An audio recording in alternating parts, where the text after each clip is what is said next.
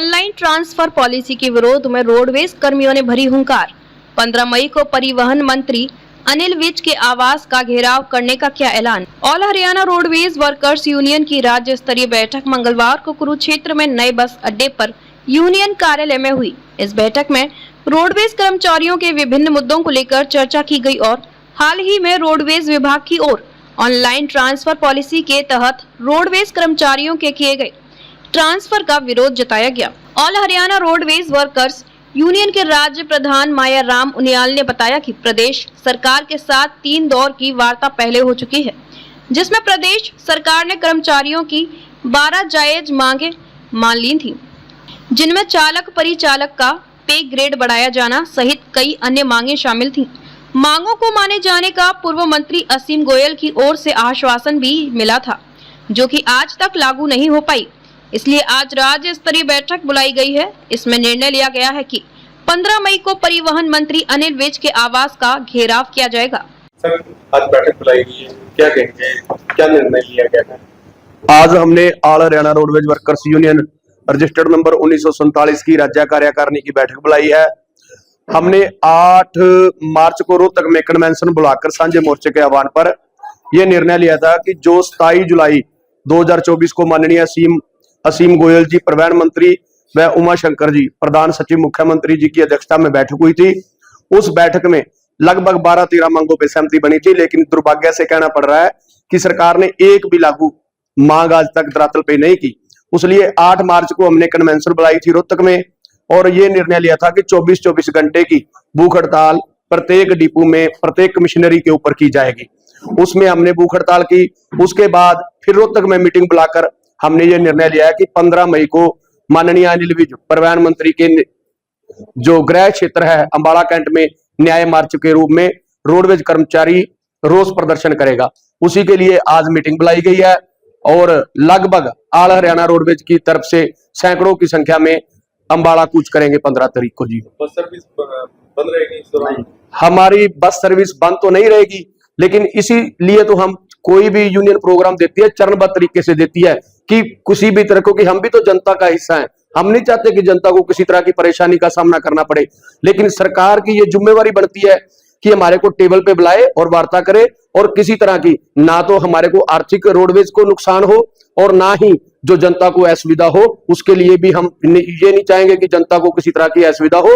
सरकार से आपके माध्यम से अपील है कि सरकार साझा मोर्चा को टेबल पे बुलाए और जो मांगी हुई मान्य है इसी की बीजेपी की सरकार द्वारा मांगी हुई मान्यों को लागू करवाए।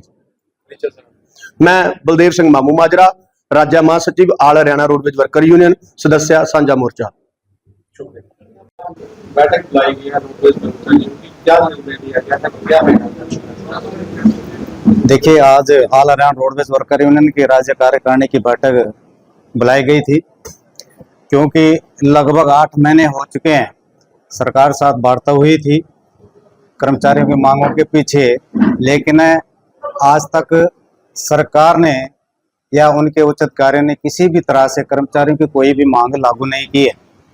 इसलिए आज ये कुरुक्षेत्र के अंदर all Haryana roadways worker union ने अपनी बैठक बुलाई है और इस बैठक में अभी निर्णय लिया जाएगा कि 15 मई को अंबाला में माननीय परिवहन मंत्री श्री अनिल विज जी के निवास स्थान पे ज्यादा से ज्यादा संख्या में कर्मचारी पहुंचेंगे, वो न्याय मार्च के रूप में।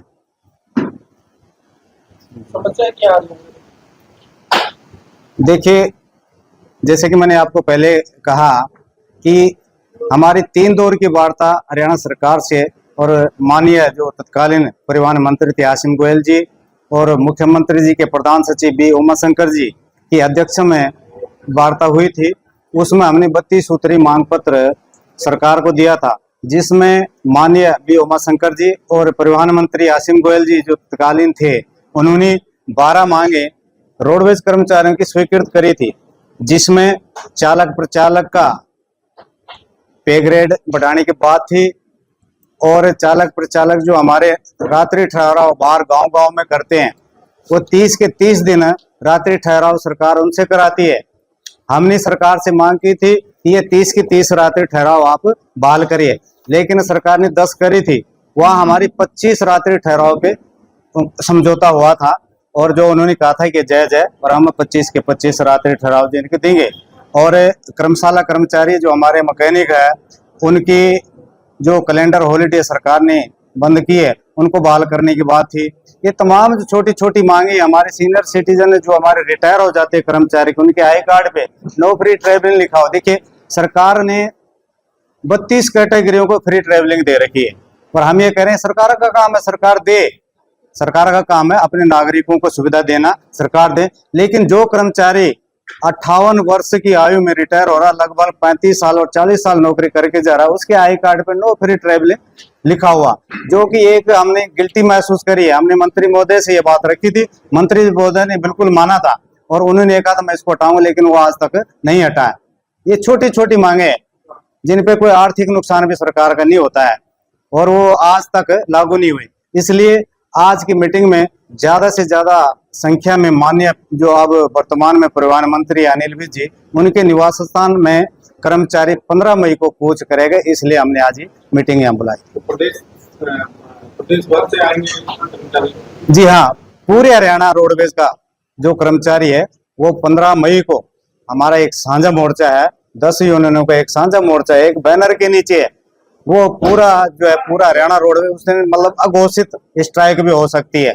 इसलिए हम कह रहे हैं कि उस दिन जो जनता को असुविधा होगी और रोडवेज के खजाने में जो रेवेन्यू की घाटा आएगा, उसकी जिम्मेवार माननीय परिवहन मंत्री जी होंगे, उसके उच्च अधिकारी होंगे।